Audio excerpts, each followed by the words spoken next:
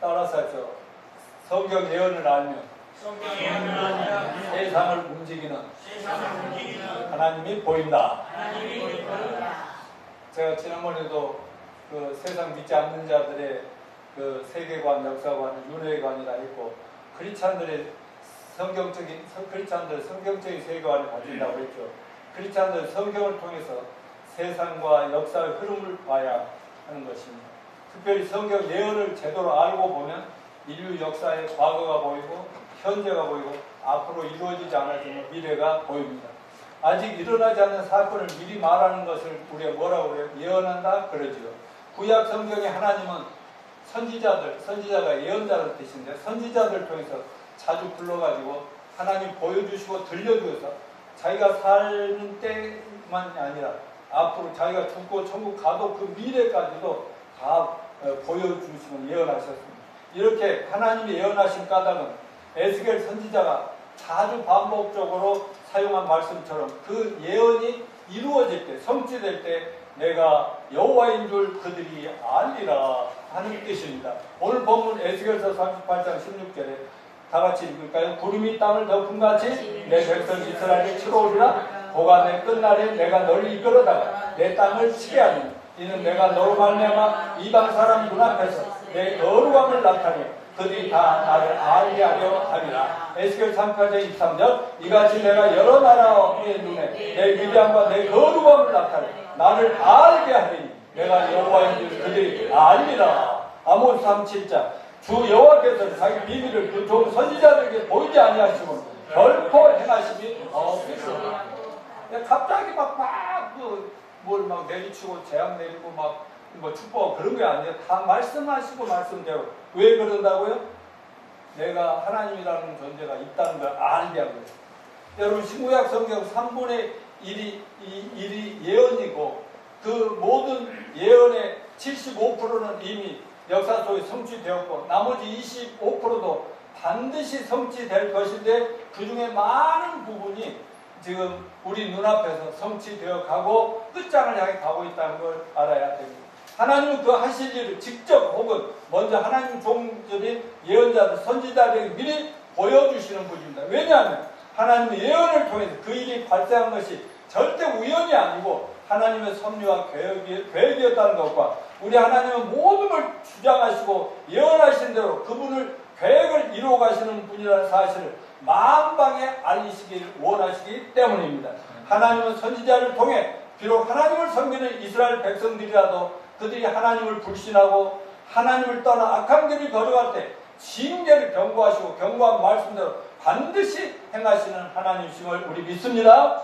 하나님이 이런 예언과 예언대로 행하심을 통해 하나님이 친히 선택하신 자기 백성들이 그 예언의 말씀을 주시는 분이 바로 여호와인 줄 알게 될 것이고 하나님 앞에 엎드려 자신의 잘못들을 회개하고 돌이키도록 하기 위해서 그렇게 하신 겁니다. 또한 자신들의 창조하신 분이 하나님이신 줄 모르고 사탄 마귀의 유혹에 넘어가 타락함으로 하나님을 알지도 믿지도 못하는 불행한 인류가 다 자신의 죄인됨을 깨닫고 회개하고 하나님께 돌아와 구원받기를 하나님 지금도 간절히 원하십니다. 자, 신약 성경에 보면 예수님도 이런 비슷한 말씀을 하신 적이 있어요. 요한복음 13장 19절 같이 읽어볼까요? 시작.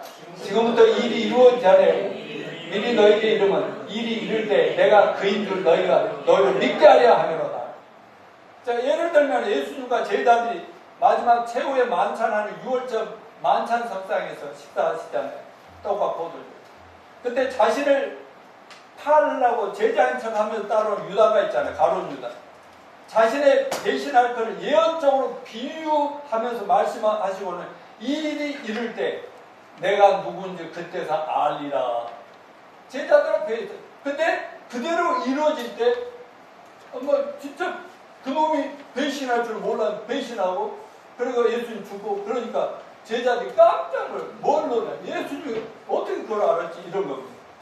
또 하나는 베드로와 제자들에게 다 모여있을 때 이럽니다. 내가 새벽이 되어 닭이 꼬꼬대하기까지 나를 3번 부인하리라. 누구 한 놈이 부인하리라. 베드로죠. 베드로.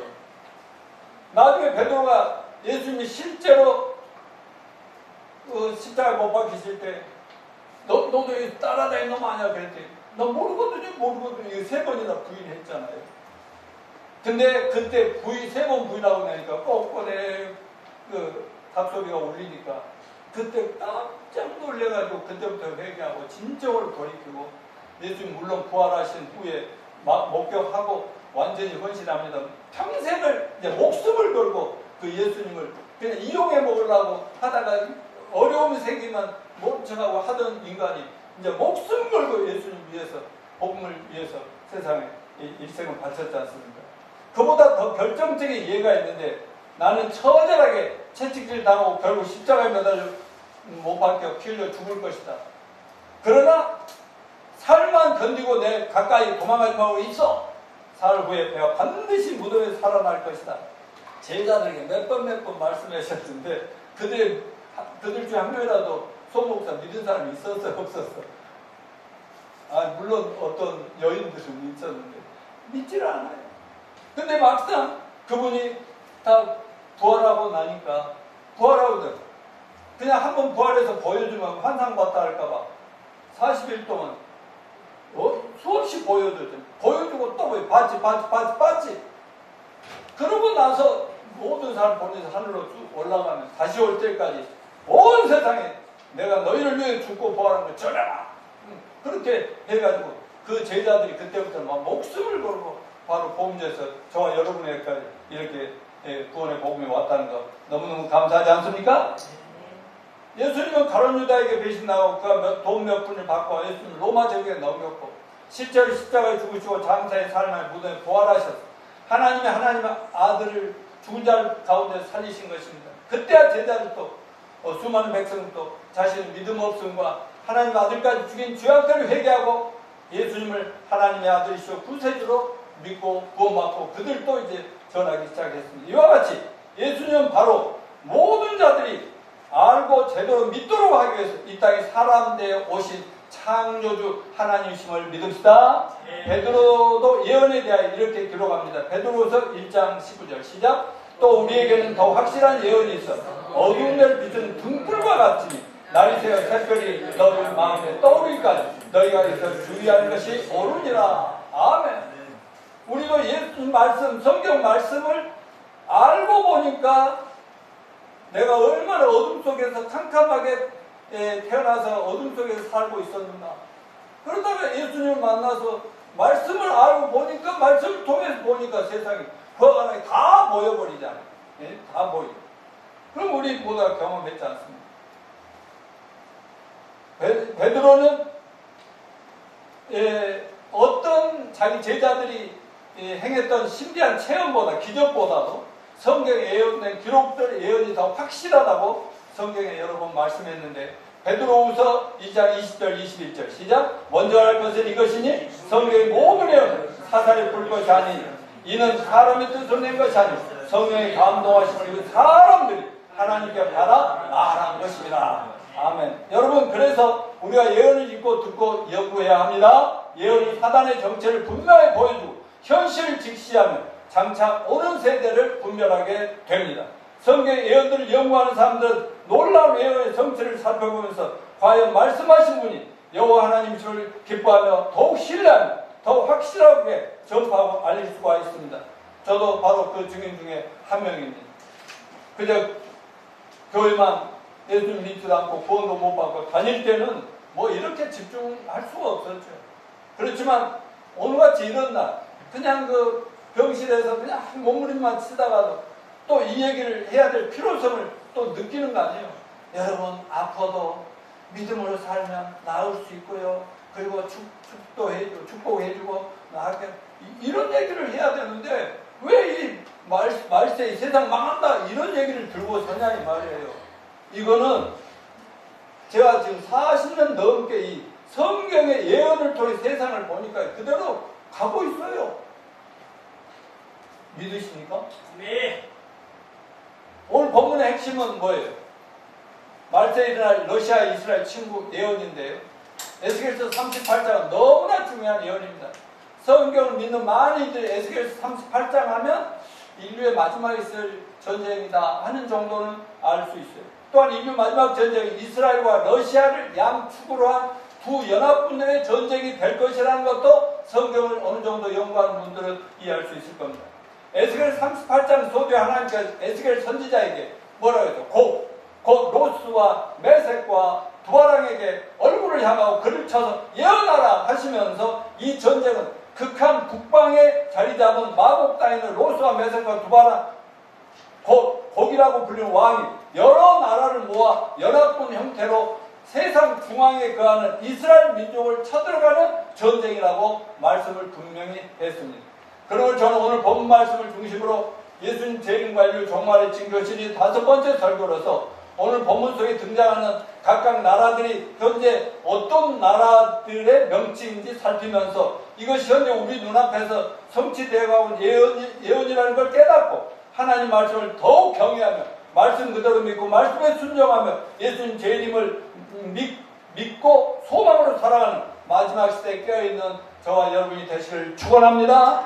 성경에 나오는 지명들을 히브리어인데 구약 성경은 유대인 말 히브리어로 쓰였는데 고대 지명들이 많아서 알아보기가 쉽지 않은데 성경의 유명 저자들이 기도 속에 쓴 성경 사전들과 구테리카 백과사전은 대형 백과사전이 있잖아요. 그 유명한 사전 같은 그런 권위 있는 세계적인 사전들을 찾아보면 성경에 에스겔 38 기록된 이들이 현재 어느 나라인가를 그냥 알 수 있게 돼 있단 말입니다. 자, 그럼부터 에스겔 38장을 조금 더 구체적으로 살펴보겠습니다. 첫째, 하나님께서 러시아가 이스라엘을 침략해 하심으로 러시아라는 나라와 세상을 심판하신다 하는 겁니다. 에스겔 38장 1절로 4절. 아까 쭈루룩 읽었지만 우리는 성경을 늘 읽고 또 읽자는 의미입니다. 시작. 여호와의 말씀이 내게 임하여 이르시되 인자야 너는 마곡 땅에 있는 로스와 메섹과 두바랑 곧 고객에게로 얼굴을 향하고 그에게 예언하여 이르기를 주 여호와께서 이같이 말씀하시기를 로스와 메섹과 두바랑 고가 내가 너를 대적하여 너를 돌이켜 갈고로 내 아가리를 깨고 너와 말과 기마병 곧 내 온 군대를 끌어내리 너 모든 때 곧 많은 백성의 무리를 너와 함께 끌어내라. 너는 스스로 예배하되 너와 내게 모인 무리들이 다 스스로 예배하고 너는 그들의 대장이 될지어다. 아멘. 여기서 마곡 땅이라고 했어요. 이게 현재 러시아 지역을 말합니다. 곡이라고 하는 것은 그 러시아의 그 지도자, 통치자를 얘기합니다. 로스는 러시아의 옛날 말입니다. 메섹은 모스크바, 두발은 터볼스크라고. 그리고 이 나라들의 왕에게 얼굴을 향하여 그를 쳐서 예언하기를 주 여호와의 말씀에 로스, 말하자면 러시아와 모스크바, 두발, 터볼스크의 왕 고가 이렇게 해석이 된단 말입니다. 결국 하나님께서 구소련, 옛날에는 소련, 요즘은 러시아라고 하는데 러시아를 동원하여 마지막 때 저 중동의 이스라엘을 침략하게 만드심으로 인류를 심판해서 끝장을 내주시겠다. 이렇게 예언한 것이 2600년 전입니다. 여러분, 전쟁은 누구에게 속해요? 하나님께요. 사람들이 하는 것 같이 모든 역사적인 크고 작은 전쟁 뒤에는 하나님의 계획과 허락과 계획이 있음을 우리 모두가 기억하십시다. 여호와 하나님께서 갈고리로 내 아가리를 깨고, 아가리가 어딘가 알고, 아가리를 깨고 내 온 군대를 끌어내리라. 살아계신 여호와 하나님께서 그들의 아가리를 깨고 끌어내요. 전쟁이 시작되고 전쟁이 끝나게 하시겠다. 하나님이 시작하고 끝장을 내시겠다 아닙니까?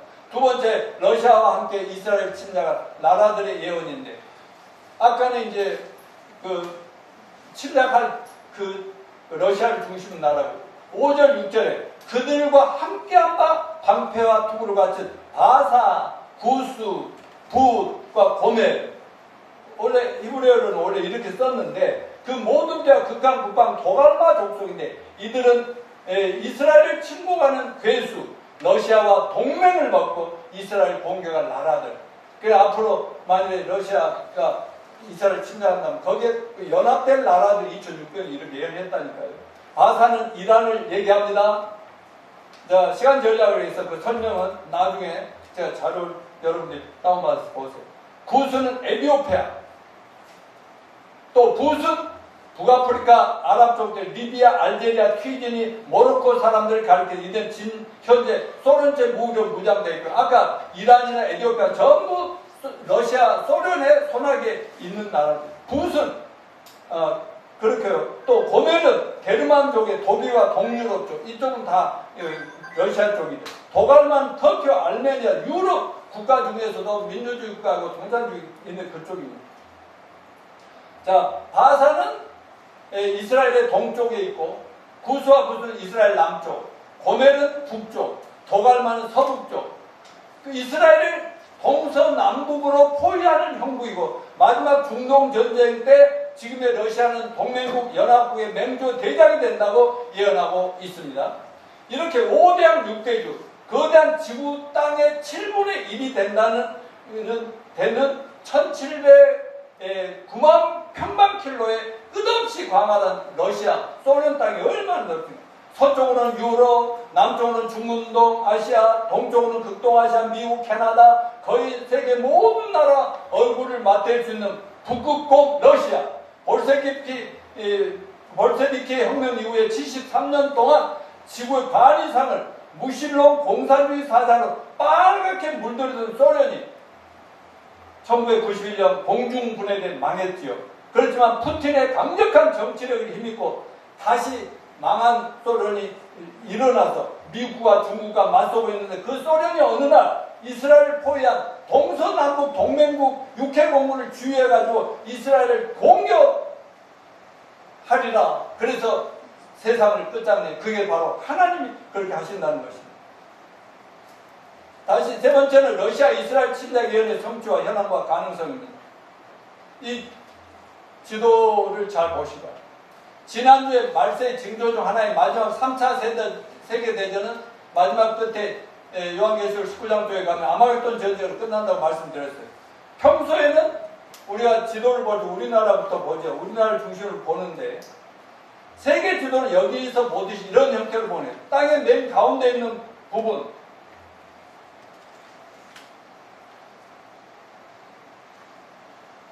네, 여기가 이스라엘이거든요.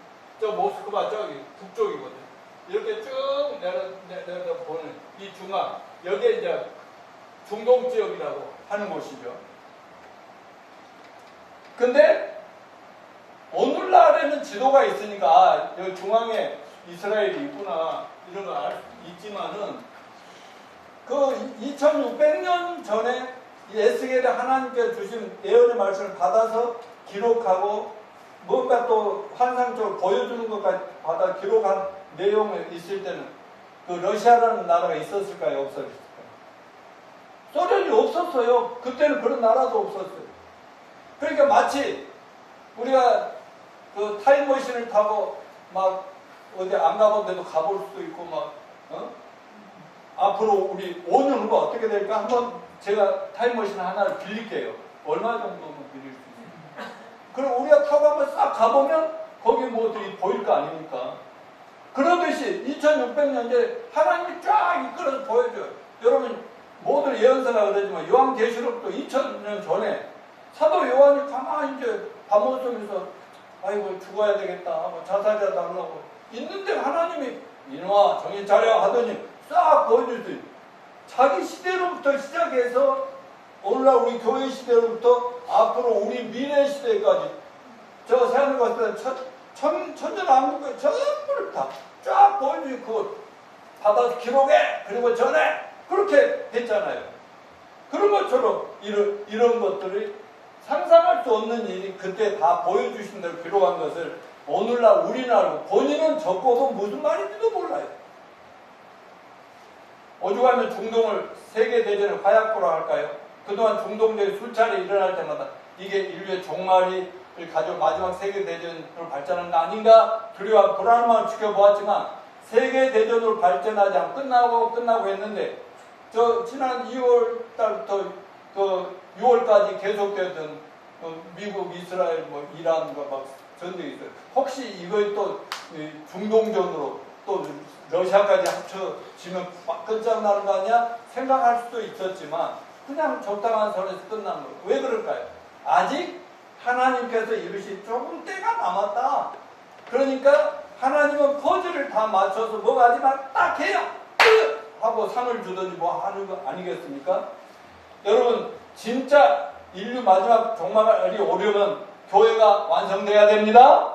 교회가 하늘로 휴거돼야 됩니다. 그리고 세상적인 대혼란, 지난 대환란이라는 적그리스도가 세계 내가 너희들 지켜줄게 하면 이렇게 세계적인 악마의 화신이 멋진 정치가인 것 딱 등장해갖고 모두를 손아귀에 쥐고 그리고 나서 막 하나님과 대화하고 예수 믿는 자들 막 죽이고 유대인들을 학살하려고 이렇게 하는 그때다 하는 것. 그렇게 돼야 세계대전으로 마지막 전쟁으로 끝난다 이 말입니다. 그래서 여러 가지 지금 정세들이 세계에 흘러가는 것이 겉으로 보기에는 우리나라 조용한 것 같지만 엄청나게 이곳저곳에서 전쟁을 일으키고 있고 지금 싸우려고 하고 있고 뭐 어제도 이제 잠깐 집에 와서 뭐 가지러 왔다가 뉴스를 잠깐 틀어놓고 준비하고 있는데 보니까 뭐가 들린다.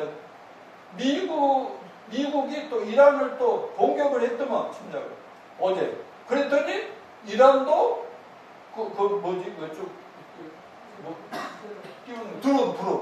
드론으로 또 폭격하. 그래가지고 아주 막 굉장한 이제 전쟁의 극한 상황까지 가고 있다. 그렇게 뉴스가 나오더라고요.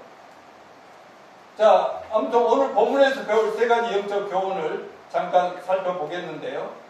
첫째, 열어난 후 말년에 이 말년이라는 참된 의미를 알아야 되겠습니다. 근데 8절 잠깐 열어난 후 말년, 히브리어로 열어날 후라 또 말년이다 하는 건 단순한 미래를 얘기한 게 아니라 오랜 기간이 축적되면 때가 되면 도래하는 최종적인 역사의 끝, 해 마지막 때, 또 하나님이 온 세상을 마지막 심판하신 그때를 열어날 후라고 그렇게 얘기했어요.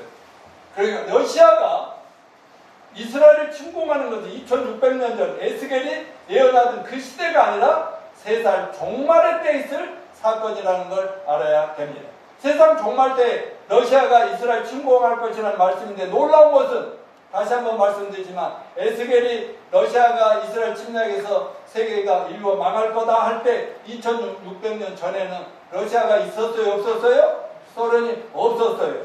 존재하지도 않은 나라를 얘기한 겁니다.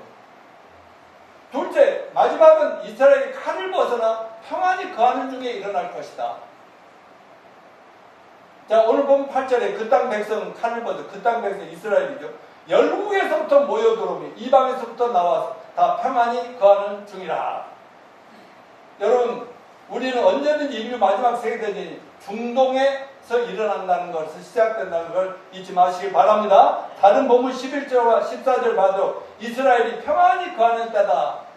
여러분, 제가 지난번 이 시리즈 설교하면서 말씀드렸지만 이스라엘 나라가 예수님이 이 땅에 오셨을 때 하나님의 선택한 민족이라고 우리는 하나님 믿고 성경을 믿는다는 거예요. 예수님 죽이는데 앞장섰잖아요. 그래서 예수님께서 십자가를 죽으시고 무덤에 묻혀서 살인한 바로 하늘로 승천하신 다음에 AD 70년에 서기 70년에 로마 제국이 그 세계를 다스리고 이스라엘 나라를 지배할 그때에 로마 제국이 이스라엘을 완전히 작살내버리잖아요. 망하게 만들어버려요. 그래가지고 AD 70년에 나라도 없어져버리고 거의 지난 2000년 역사 속에 온 세상이 흩어져서 어딜 가나 죽임을 당합니다. 이놈들, 니들만 하나님 믿는다고? 하나님 믿는다고? 죽여줘. 얼마나. 그래서 제대로 편안히 살 수가 없어요.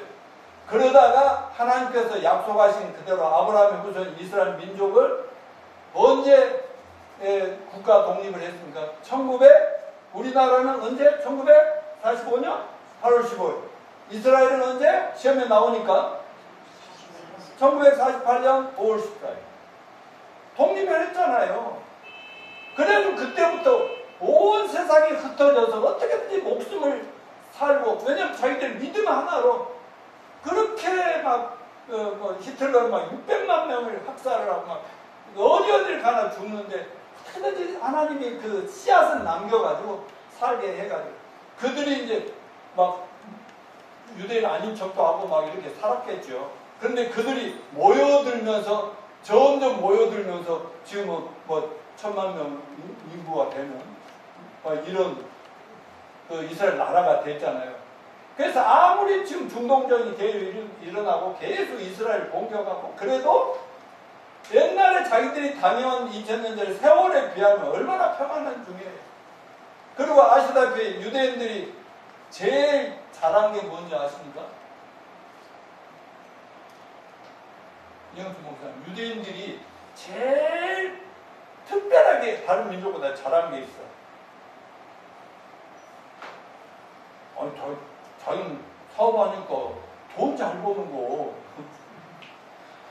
하나님이 그 민족에게 약속한 것이 있어. 난 니들 평생 책임져. 그들은요, 아무리 나라고 구해도요, 꼭 그 중에 하나님 주신 돈 버는 재능 있는 사람이 있었어요. 지금요, 세계에서 엄청난 재물 가지고 미국과 세계를 주물럭거리는 게 바로 이스라엘 나라예요. 그리고 그들이 아무리 2000년 핍박을 당해도요, 굉장히 그 하나님의 신약을 안 믿어, 예수를 안 믿어서 하나님 고통을 주시지만 계속 고민하면서 어떻게 살아남을까? 그러려면 돈이 있어야 된다. 그래서요, 세계적인 재벌들 중에 유대인들이 쥐고 있어요. 그런 그 평안한 중에 그래가지고 1940년 5월 14일 독립해가 지금까지 살고 있어요. 저는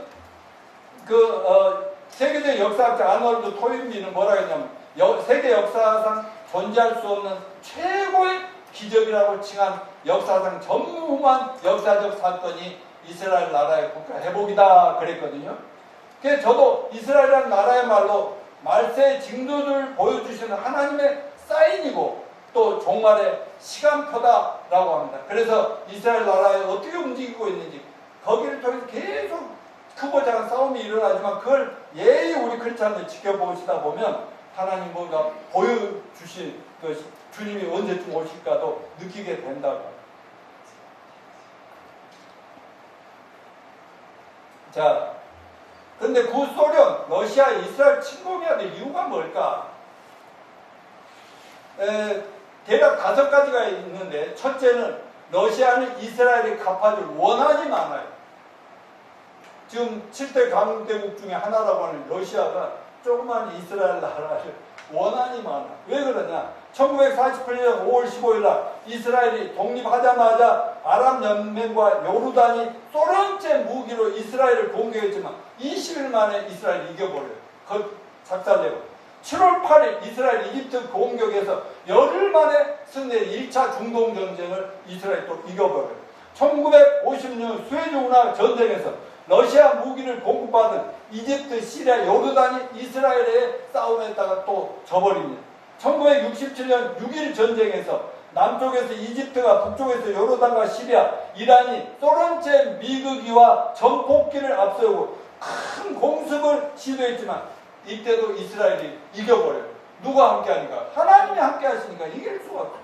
왜? 1948년 5월 14일 독립한 뒤로는 하나님 마지막에 또 이스라엘을 회개시키고 예수 다 믿게 해야 되고 이제 그것만 하면은 아브라함의 후손들이 이제 제대로 되는 거거든요. 그래서 요한계시록에 가보면 7년 대후 환란 때 그때서 회개하고 목숨으로 전도하고 우리는 뭐 편안히 천국에 가 있는 그런 상황이라 이거죠.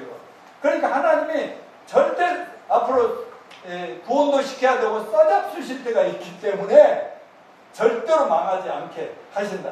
그래서 1967년 6월 7일 4차 중동전쟁인 예루살렘 성지 탈환의 전쟁도 이겼으면 다음에 소련제 비행기와 탱크를 앞서 이집트, 요르단, 시리아 군대도 괴멸시켜 버리고 마는 겁니다. 이렇게 5번에 걸쳐 아랍연맹이 소련제 비행기와 탱크와 최신 무기를 지원받고 군사공단 지원받아 대리전을 치렀지만 이스라엘에게 패배합니다. 러시아는 이스라엘에게 갚아줄 원한 때문에 언제든지 기회만 되면 이스라엘을 작살내고 공격하려고 준비하고 있습니다. 여기서 한 가지 짚고 넘어갈 거예요. 이렇게 여러 차례 중동전이 일어날 때마다 성경 예언을 믿지만 전체 하나님의 인류 역사를 어떻게 이끌어가고 마무리 지을 것, 그 그림 전체를 보지 못하는 신학자나 목회자들은 이때가 바로 뭐 조금만 중동전이라고 러시아가 어쩌고저쩌고 하면 이스라엘 침공으로 종말의 때가 다 된 건가 하고 할 생각했다가 또 끝나면 아니구나, 종말이 안 온다 이렇게 인정하게 되는 거예요. 그러나 중동전에 대한 성경의 다양한 예언 전체를 알면서 종말의 그림을 딱 정확하게 볼 때 누구나 아직 종말의 전쟁이 일어나지 않았다 하는 것입니다. 다음에 두 번째 러시아가 이스라엘 괴롭히는 건 중동 원유의 보고입니다. 21세기 최고의 무기와 동력의 보물창고는 중동의 사막 모래땅 밑에 있습니다. 최근 새롭고 거대한 양질의 천연 유전이 사우디 아라비아에서 발견되고 수년 전에 이스라엘이 지중해에서 세계 최대 유전을 발견한 겁니다. 그리고 이웃나라 중국은 많은 돈을 투자해서 아프리카 유전도 막 사들이고 있어요. 기름이 필요하니까. 그런데 소련은 저장 원유가 감소되어 자국민들에게 이 석유나 기름을 공급할 그것도 없어서 너무 힘들고 고전을 면치 못하고 있습니다. 그런데 오늘날 세계에서 에너지는 생존의 열쇠이고 또 원유는 그 에너지 열쇠인데 그것을 소련이 놓칠 수가 없죠. 그래서 중동의 기름을 차지하기 위해 소련은 항상 전쟁을 일으켜서 언제든지 이스라엘만 점령하면 되는데 왜 조그만 나라니까 그냥 먹을 수 있을 것 같아 안 되는 거죠. 중동에 또 황금이 있어요. 오늘 세계 국가들은 자원 부족으로 점점 몰락해 가고 있습니다. 소련은 세계 선진 7개국으로 자처하지만 더 이상 부유한 나라고 소련은요, 러시아는 지금 굉장히 가난한 나라거든요. 경제적으로 최악의 상황이에요. 근데 황금에 보고 중동을 삼키는 일만이 소련 자기네들이 살 수 있는 길이다. 뭐 생각하기 때문에 시도 때도 없이 노리고 있는 것입니다. 이스라엘은 하나님의 핍박을 당해도 재물을 주시겠다고 약속을 하셨기 때문에 사실 세계 어느 나라보다도 재물과 금은 보석이 많다고 봐야 됩니다. 그러므로 이스라엘만 잡으면 돈줄 잡는다고 유대인들은 돈으로 미국과 세계를 잡고 흔들고 있는 것입니다. 자, 네 번째 중동은 아프리카로 가는 다리인데 오랫동안 소련은 아프리카를 어떻게든지 정복을 꿈꿔왔어요. 그러나 그 꿈은 이스라엘이 강인하고 유능한 군대에 의해서 단번에 막히고 그것이 러시아가 이스라엘을 없애버리려는 이유입니다. 그 다음에 다섯 번째 사해바다의 산지한 광물 자원인데 지중해라는 아까 지중해 봤는데 그 지중해 표면보다 390에서 400m 낮은 사해바다라는 것. 사해바다 알죠? 얘들아, 사해바다는 물인데 거기에 들어가도 물 속에 안 깔아집니다. 짜고 짜니까. 그래서 사해바다, 그 소금은 광물 자원을 만드는데 값어치는 영국, 프랑스, 독일, 이태리 재산 다 합친 것보다 미국 재산의 4배나 많은 것이 지중해 사해바다 거기에 쌓여있다는 거예요. 과학자들의 말에 의하면 이스라엘은 태양에너지로 사용할 칼륨을 연간 250만 톤 생산하는데 사해바다에 매장된 칼륨이라는 그 원료가 1000년 이상 쓸 수 있다고 하는데 사해바다 하나만 차지해도 세계 최고의 부자국가가 되고 배고픔과 가난의 문제를 다 해결할 수 있다. 그러니까 소련이 어떻게든지 이스라엘을 지금 침략하려고 애를 쓰는 겁니다. 자, 이 세상에 없었던 러시아가 때가 되니 등장할 거라는 예언입니다.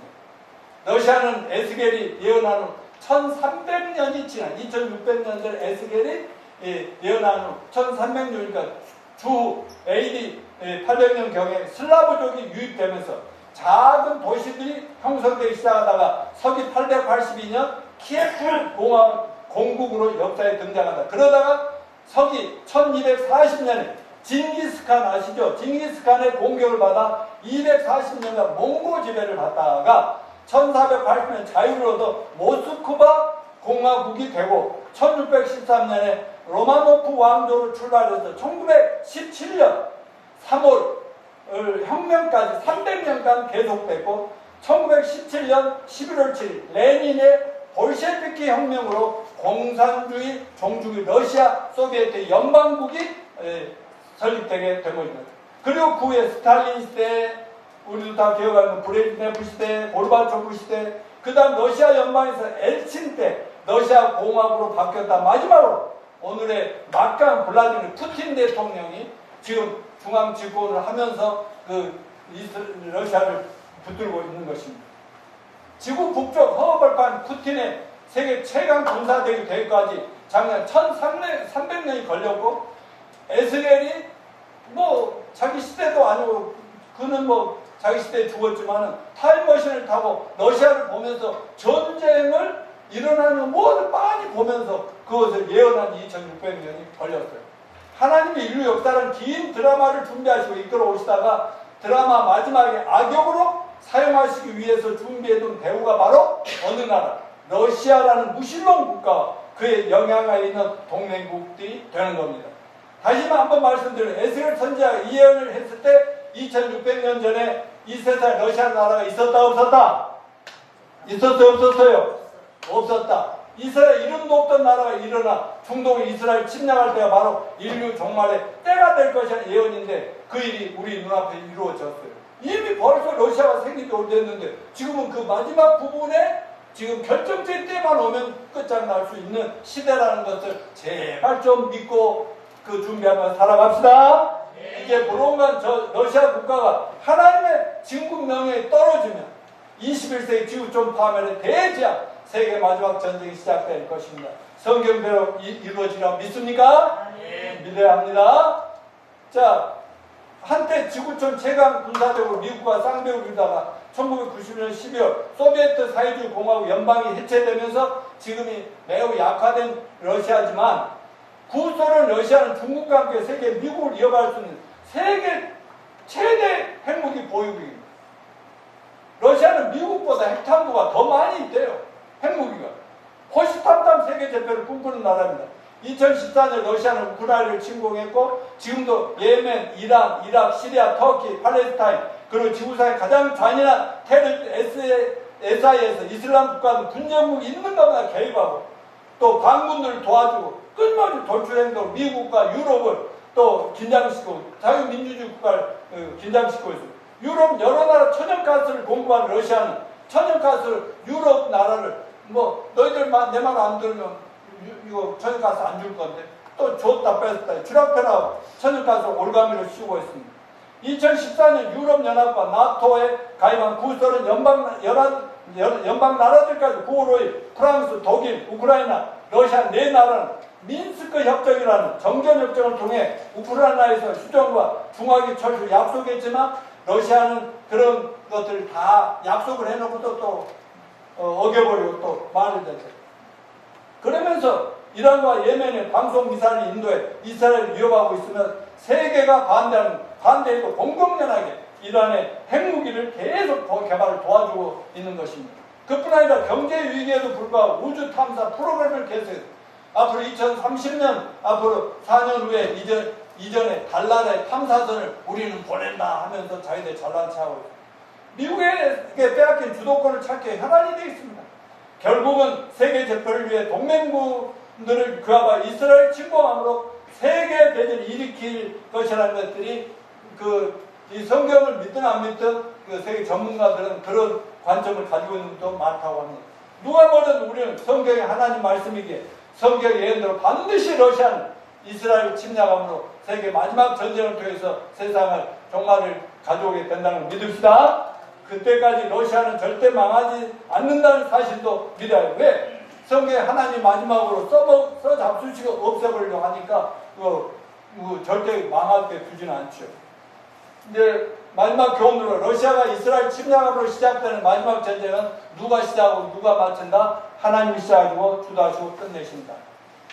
자, 3절과 4절 한번 뭐래? 내가 너를 대적하여 너를 돌이켜 갈고리 내 아가리를 끄고 너와 말과 기병과 내 우운들을 끌어내되 예, 내가 너를 돌아오게 하고 아가리에 깨가지고 마침 힘 다루기 힘든 짐승에 여기 이렇게 해가지고 잡아 당기면 어쩔 수 없이 끌려가듯이 러시아도 하나님 말씀을 안 들을 수 없도록 지금은 자기들이 하나님도 없고 별소리를 다 하지만 때가 되면 하나님 강권적으로 결국은 이스라엘 침략을 안 할 수 없게 만드시겠다 이런 얘기 여러분 모두가 믿으십시다. 또 세계 최강의 기마부대를 앞세우고 대전차를 이끌고 코카스 산맥을 넘어서 이스라엘을 진격하는 러시아 군대의 모슬렘 동맹국들이 동서남북에서 육해 공군이 이스라엘을 몰라 전쟁을 치는 것을 이상 중 못해 에스겔 하나님 이렇게 예언을 합니다. 한번 이것도 읽어봅시다. 시작. 그날에 거기 이스라엘 땅을 치러오면 내 노염이 내 얼굴에 나타나리라. 주 여호와의 말씀을 내가 질투와 맹렬한 노염으로 말하거니와 그날에 큰 지진이 이스라엘 땅에 일어나서 바다의 고기들과 공중의 새들과 들의 짐승과 땅에 기는 모든 벌레 지면에 있는 모든 사람이 내 앞에서 떨 것이며 모든 산이 무너지며 절벽이 떨어지며 모든 성벽이 땅에 떨어지리라 무너지리라. 주 여호와의 말씀이라. 내가 모든 산 중에서 그를 칠 칼을 부리니 각 사람이 그 칼로 그 형제를 칠 것이며 내가 또 전염병과 피로 그를 심판하며 쏟아지는 폭우와 그 우박더미와 불과 유황으로 그와 그의 모든 무리와 그와 함께 있는 많은 백성들의 비를 내게 하리라. 이같이 내가 여러 나라와 눈에 내 위대함과 거룩함을 나타내 나를 알게 하리니 내가 여호와인 줄을 알게 하리라. 러시아 연합과 이스라엘 연합 그 전쟁이 게임이 안 될 정도죠. 이스라엘은 조금만 다니니까 여기는 엄청난 어른하고 애기의 싸움이에요. 그런데도 하나님이 이스라엘과 함께 하기 때문에 나중에 전쟁을 하게 만들어가지고요. 자기들 무기로도 막 싸워서 난리가 나지만 하나님께서 벌레고 뭐고 온갖 것들을 해가지고 하늘에서 막 유황도 불도 내리고 막 해가지고 결국은 망하지 않을 수 없게 만들어 보이시는 하나님이시다 하는 것을 기억합시다. 자, 제가 결론을 맺어야 되겠습니다. 자, 여러분 성경을 알면 시대와 역사 흐름을 알 수 있습니다. 특별히 성경 예언을 알면 앞으로 일어날 일을 미리 알고 대비할 수 있습니다. 하나님의 인류에 대한 계획은 믿는 자들에게는 소망이지만 예수 믿지 않는 자들에게는 지금 하나님이 참아주고 참아주시오. 자, 하나님의 소원이 뭐라고 그랬죠?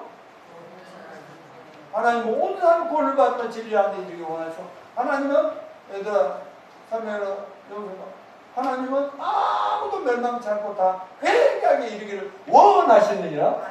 그러니까 얼마나 지금 참고 참아 계세요. 여러분이나 저는 내 아내를 생각할 때 주님 지금 오시면 뭐 병원에 뭐 계속 있을 필요 없죠. 샥 변화되고 올라가면 완전히 끝나는데요. 지금 안 오세요.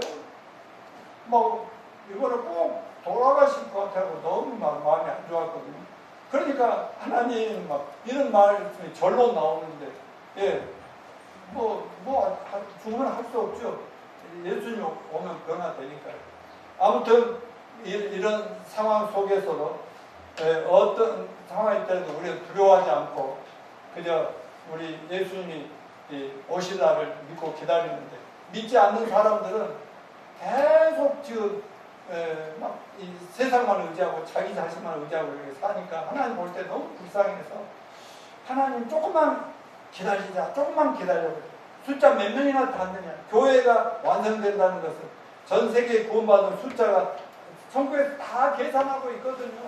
그렇기 때문에 그 숫자가 차면 자 이제 다 됐다. 스톱! 교회도 필요 없고 뭐 다 이제 끝장내자 하면서 저희 모두가 함께 하늘로 올라가십시다. 부활한 몸으로 올라가서 주님을 만나고 그 다음에 천년왕 함께 내려와서 왕노릇을 합시다. 그러기 위해서는 우리 믿는 자들로서는 정말 갈수록 개인주의 또 이기주의가 편만해져가지고 지난 코로나 이후로 그 코로나를 만든 사탄의 목적도요 만남을 방해하는 거예요. 그러다 보니 교회도 모이기를 좋아하지 않아요. 예? 뭐 신천지가 뭐 거기에서 코로나가 발생했다고 하잖아요. 근데 그러다 보니까 그때부터 모임을 못하게 하니까 그 결과로 우리도 일주일에 한 번밖에 못 모이고 있잖아요. 그런 식으로 지금 세상 사람들 만나기도 싫어하고 교회 가자고 말하기도 힘들고요. 말해도 따라오려고도 안 하고요. 막 그런 무시무시한 시대에 있지만 우리들끼리라도 서로 사랑합시다. 서로 존중합시다. 그리고 서로 격려하면서 조금만 더 참고 기다리십시다. 좀 인내하십시다. 또 그리고 한 명이라도 더 주님 앞으로 인도합시다. 이렇게 하면서 주님 제 이름을 대비하는 저와 여러분이 되시기를 축원합니다.